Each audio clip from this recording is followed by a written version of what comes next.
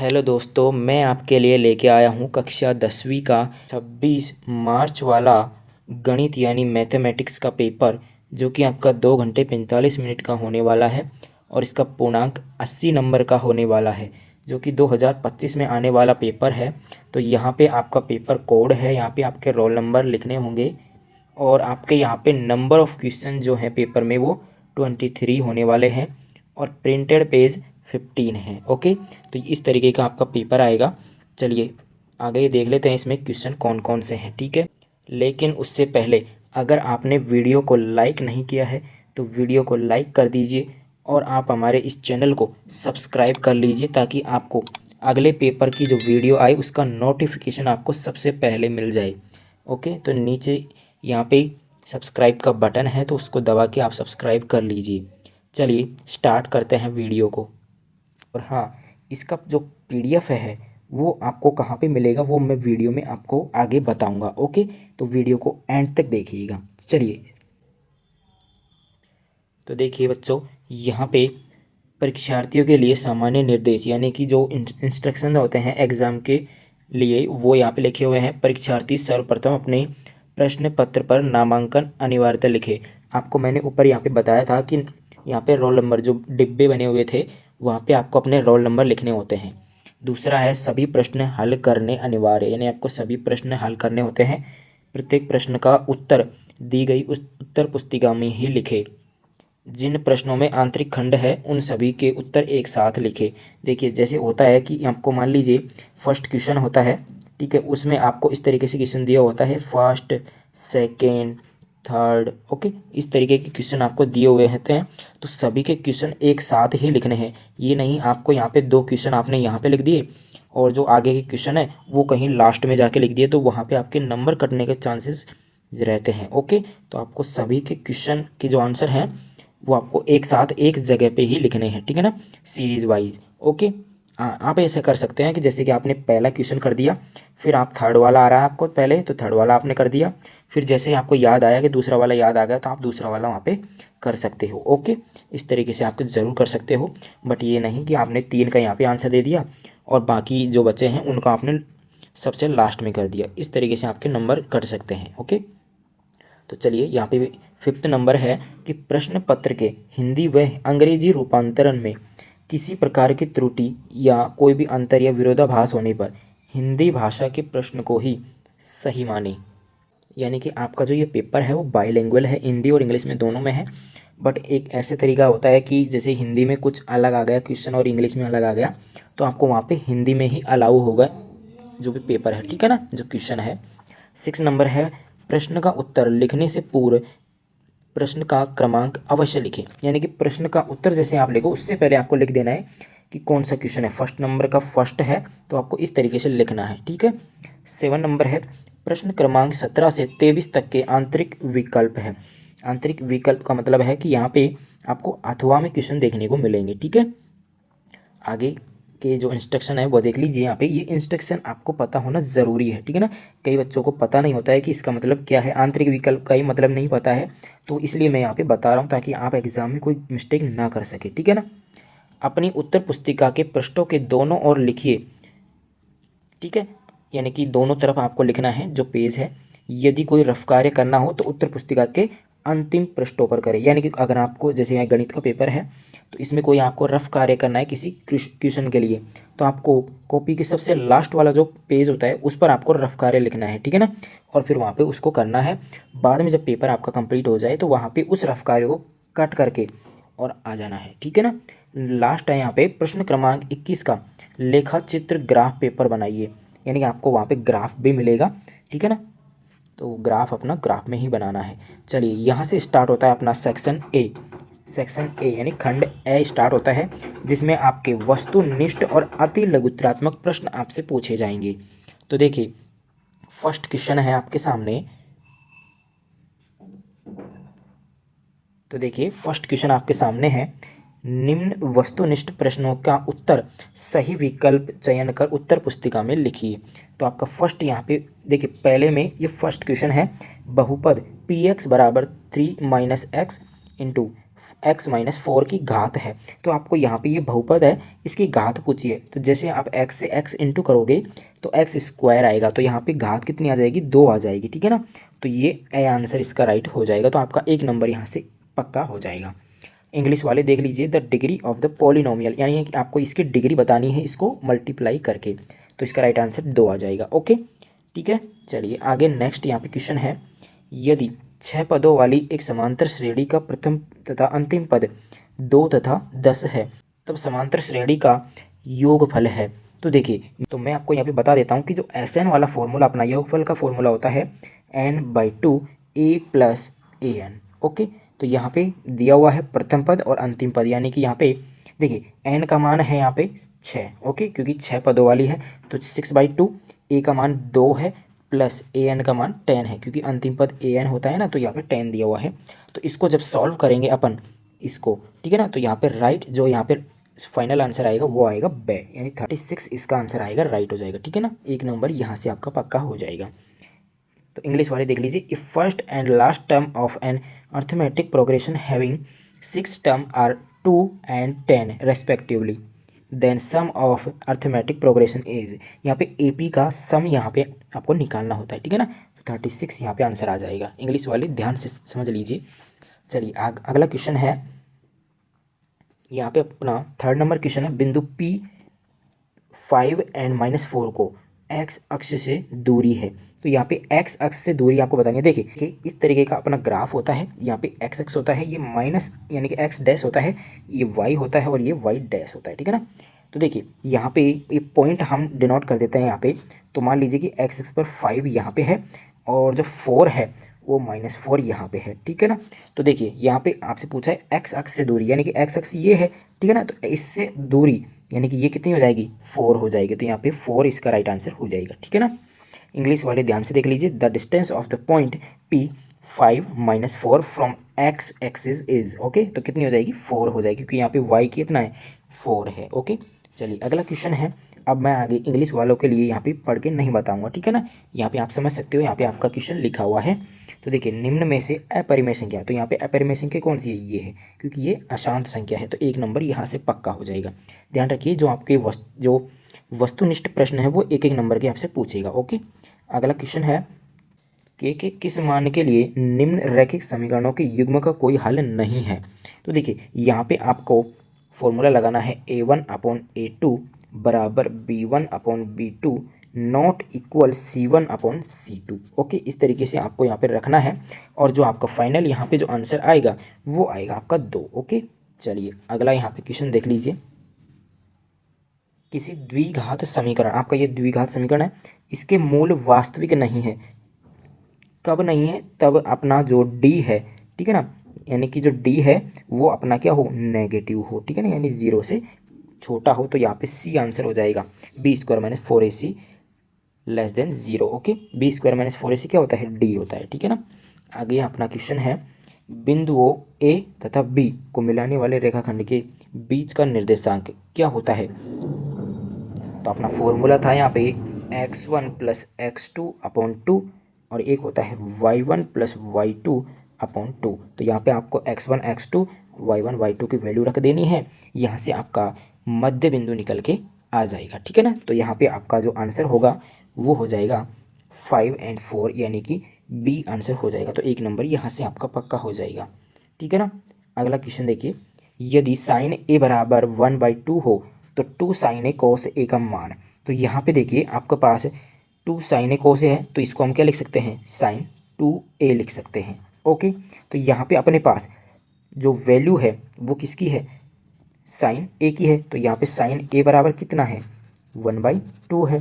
तो हम जानते हैं कि यहाँ पे sin यानी कि जो 1/2 है वो sin में किसकी वैल्यू होती है, sin 30 की। ओके, तो यहाँ पे कितना हो जाएगा, 30 डिग्री। तो यहाँ पे हम रख सकते हैं sin 2 × 30 डिग्री, यानी कि कितना हो जाएगा, sin 60 हो जाएगा। और sin 60 की वैल्यू √3/2 होती है, यानी कि बी इसका राइट आंसर हो जाएगा, ठीक है ना। तो इस तरीके से आपको सॉल्व करना है।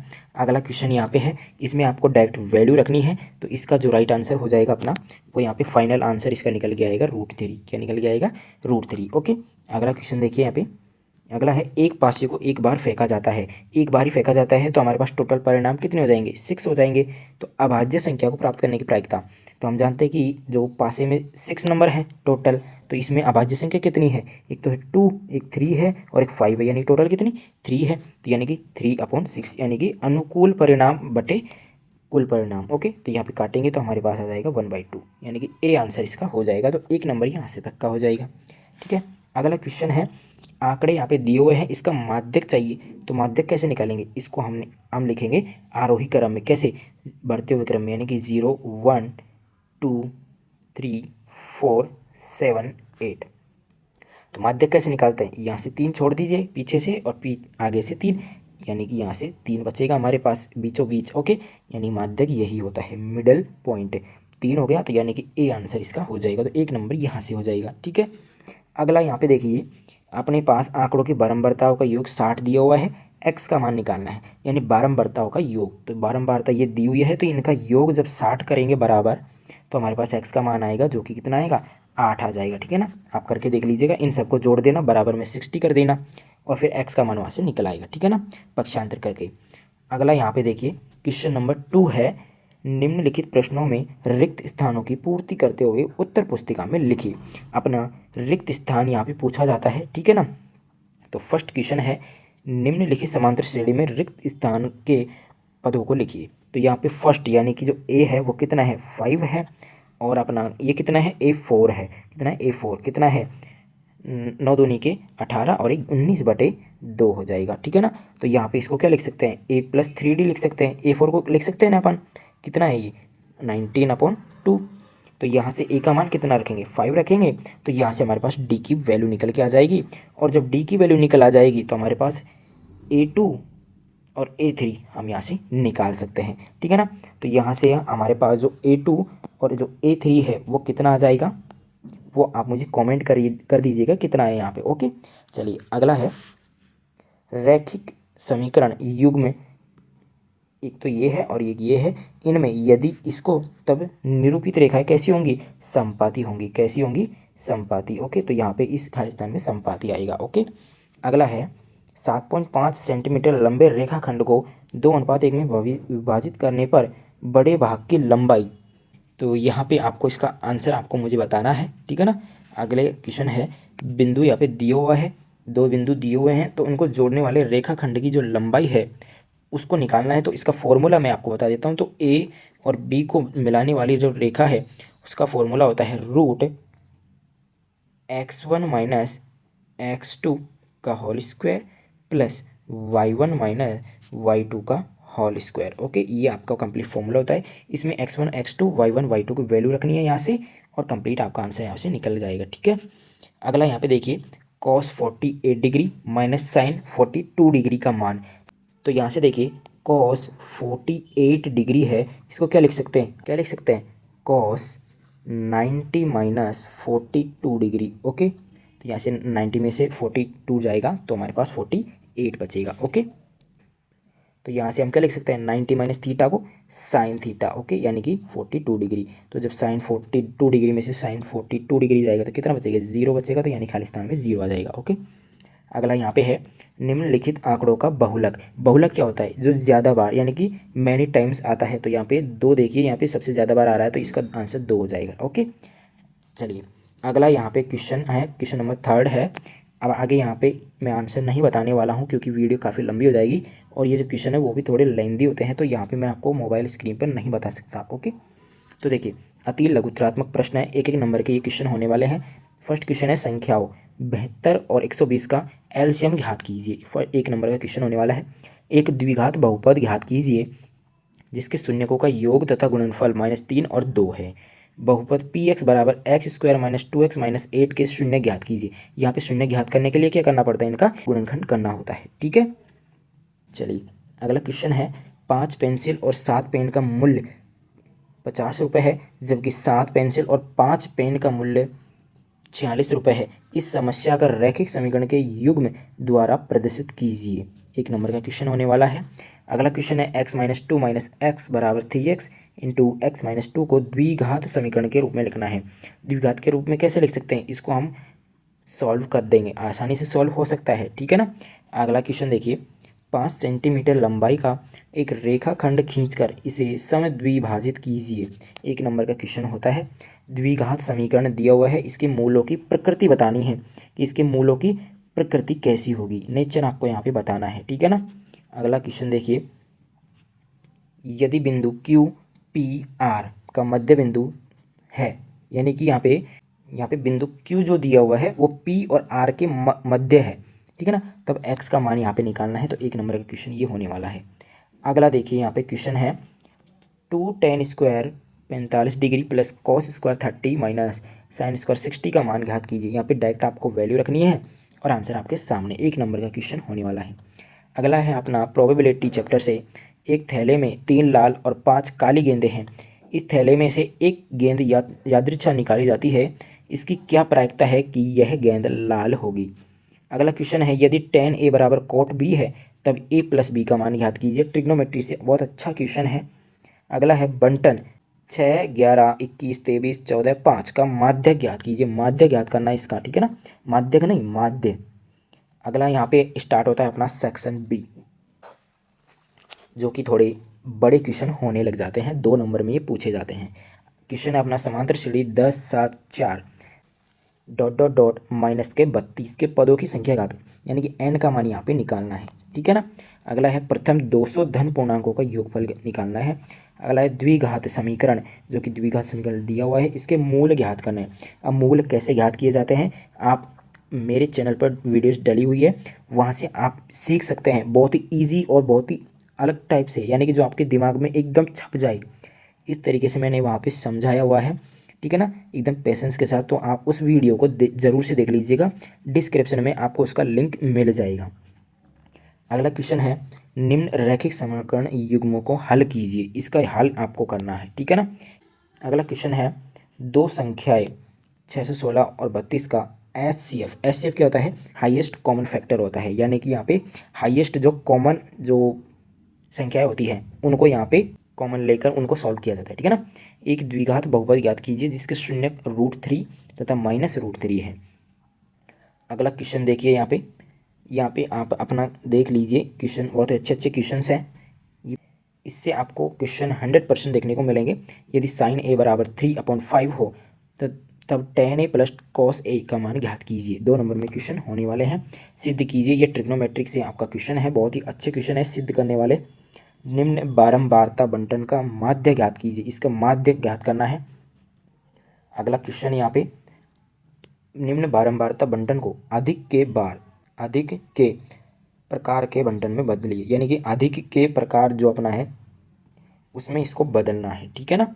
अगला क्वेश्चन है, दो खिलाड़ी ए और बी टेनिस का मैच खेलते हैं, यह ज्ञात है कि ए के मैच जीतने की प्रायिकता इतनी है, तब बी के जीतने की प्रायिकता क्या होगी, ये बताना है इसमें, ठीक है ना। 2 नंबर का क्वेश्चन होने वाला है।